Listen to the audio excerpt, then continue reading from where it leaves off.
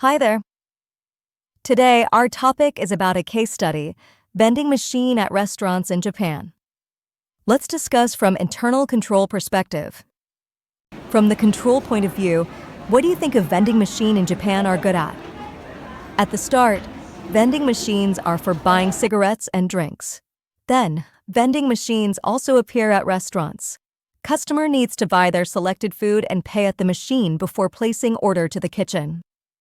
This is an excellent controls in terms of revenue recognition.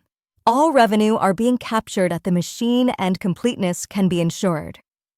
Other than that, there is no worries about cash handling by staff and prevent from misappropriation on this aspect. However, that is not a 100% assurance.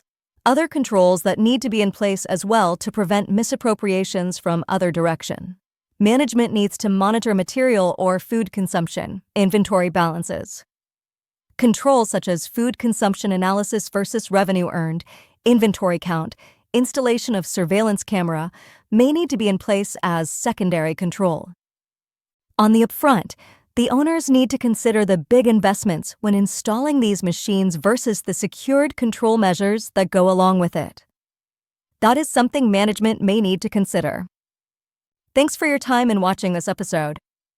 If you like this channel, please give me a like, subscribe to this channel, and share with your friends and colleagues who may find this useful to them. Next episode is about case study, management of discount coupon. Please turn on the notification bell for update of new episode. Stay tuned.